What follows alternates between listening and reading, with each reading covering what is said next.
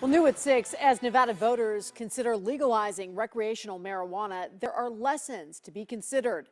In part 3 of a series of reports, 13 Action News anchor Todd Quinones traveled to Denver, Colorado. Tonight, he examines who pot is attracting to the state and the safety on the roads. A man on a rampage, violently attacking people with a pipe at a popular tourist spot. A transient, part of so-called urban travelers who the police chief says are attracted to Denver because of legalized pot.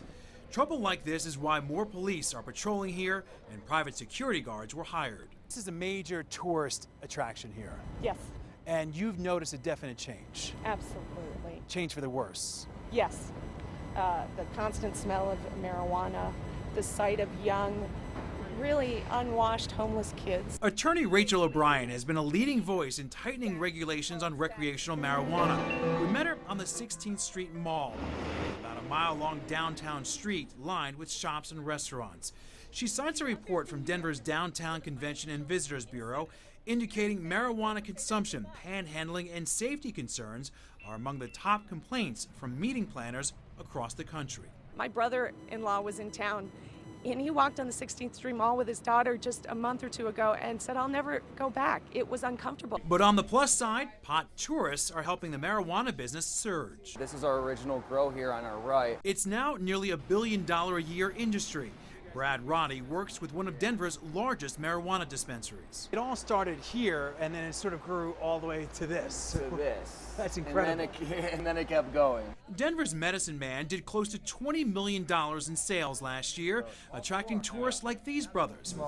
They flew in from out of state to legally get high and go to a concert. It wasn't like going to buy drugs. It was like being at a real store. But finding places tourists can smoke legally is a problem. Tyler Hanton is the president of the Colorado Cannabis Chamber of Commerce. The influx of tourists coming here have no place to consume this product. Most hotels here don't allow it, and outside the privacy of a home, you can't just openly smoke marijuana. Technically, even though it's illegal to smoke in open public, I could tell you here we are just a stone's throw away from the state capitol building, and we can smell marijuana smoke periodically here in the air. So right now there is a push to allow bars to designate areas for open marijuana smoking.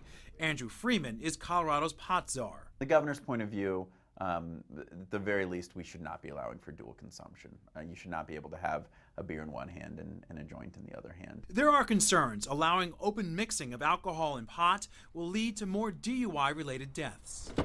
The state has been trying to track the impact legalizing recreational marijuana has had on DUIs, but the data is limited and so far inconclusive.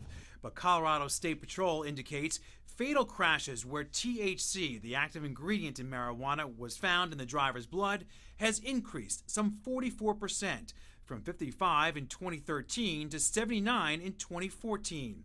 However, that does not necessarily mean the drivers were intoxicated. But one thing that is clear, the potency of pot is at an all-time high, and that is a point of concern. This is not your grandfather's marijuana from the 70s that had a very low concentration of THC. It's much more powerful. In Denver, Todd Quinones, 13 Action News.